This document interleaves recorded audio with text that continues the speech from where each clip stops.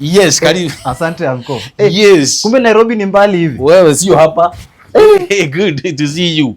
Watu wako sawa huko? Nyumbani watu wako sawa. Unajua wakati ulisema kuna kitu unataka nikupatie, ndio nilisema wacha ukuje unielezee. Kuna kitu ilikuwa nikuje nikuombe. Yes, okay. Since najua you are my uncle. Yes. Yes, kijana ingia. Mzee. Kijana. Habari yako? Mzuri namna gani? Nilikuwa nataka tuongee kidogo. Yes, talk to me. So kuna deal na ngoja Ivane. So niko na kuomba kwanza nisaidia 2K. What? Ati nini? Wasikia vijana vile wameanza. Wewe sasa unatoka kwenye umetoka kuja ukope mzee kama mimi pesa.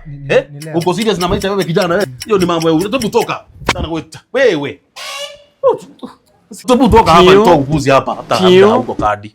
Unaona upuzi? Mchezo hapa. That's very useless. Yeah, ni very useless. Vijana tunafaa tu work hard. Huyo labda hata hayuko kadi. Unajua shida vijana wa siku hizi wanataka instant results. Yes, ati kuna dini naipana kitu gani? Hajafanyia kazi. Sasa angetuma mtu anafanya nikasirike. Anyway, tuachana na mambo, mtu asinikasirishe. Wewe na wewe ulikuwa umesema kuna kitu unataka kuniomba kitu. Nilikuja kukuomba.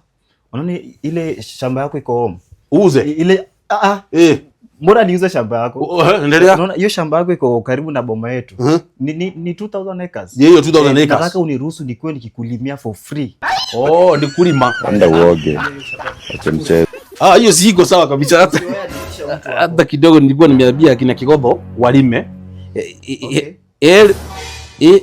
Kigodho. Wacha kulima hiyo shamba. Wacheni hiyo kazi kuna mtu amesema waachane nayo. Yes. Sawa sawa, achane tu na hiyo. Na hata sitaki unipe anything for free. Alafu on top of that, kuna vitu nimepitia hapo madhe aliniambia nikuletee. Madhe. Atuwasi. Your love manze. Yes. Hapa hivi tuko na hata uga. Hii ni mzuri sana hii. Yes. Alafu sasa usikie hata haikuwa nikae mimi.